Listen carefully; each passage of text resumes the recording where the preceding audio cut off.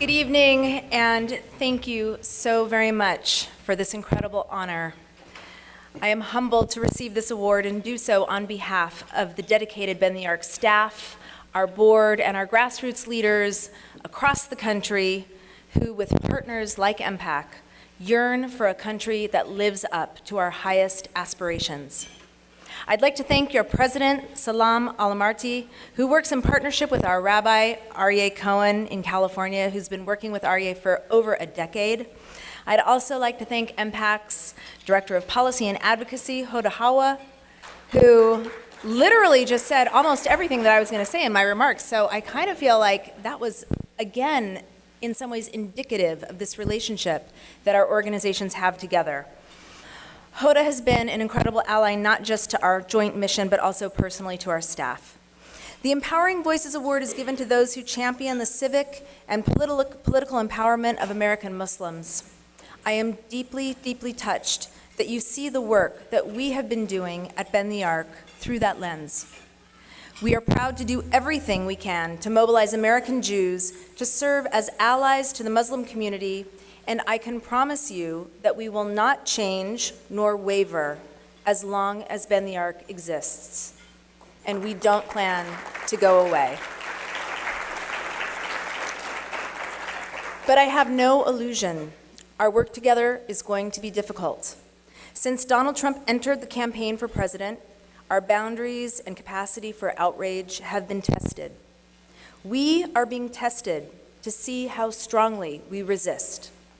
We are being tested to see how long it will take to wear us down. We are being tested to see if we will turn against each other and break alliances that we have forged. Black communities, Latino communities, Jewish, Muslim communities, all of us. How we respond will determine what kind of country we pass on to the next generation. As Jews, our history and tradition call on us to be bold and courageous in the face of these threats. As Rabbi Joachim Prince once said, "When I was the rabbi of the Jewish community in Berlin under the Hitler regime, I learned many things. The most important thing that I learned under those tragic circumstances was that bigotry and hatred are not the most urgent problem. The most urgent, the most disgraceful, the most shameful, and the most tragic problem is silence." Bend the Arc will continue to lovingly agitate our community and all communities to heed these words. American Jews are already answering the call and coming together to speak boldly and act courageously, and we very much hope that you feel us.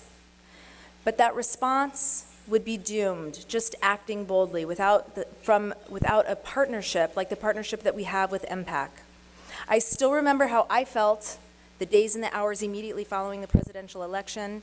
It was a dystopia. It's as if my entire being was not able to absorb what was happening. And what did happen was precisely how Hoda described it. We at Bend the Arc were asking ourselves, what can we do at this very moment when our new president-elect has chosen a known white supremacist, a known leader to support anti-Muslim bigotry and anti-Semitism, someone in the White House at the top level. What can we do to support our friends and our neighbors?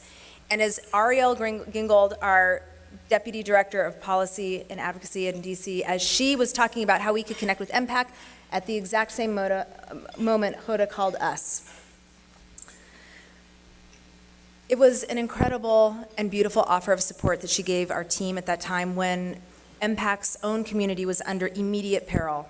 It moved all of us at Bend the Arc, and it will always, always be something that we are truly grateful for. So thank you, Hoda, and thank you, MPAC.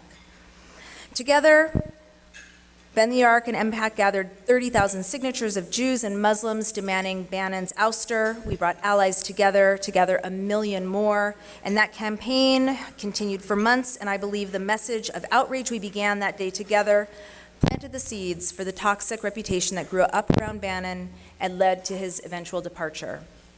So I look at what has transpired in 2017, and in spite of it all of it that is so tremendously heartbreaking and sobering, I am also inspired by acts big and small.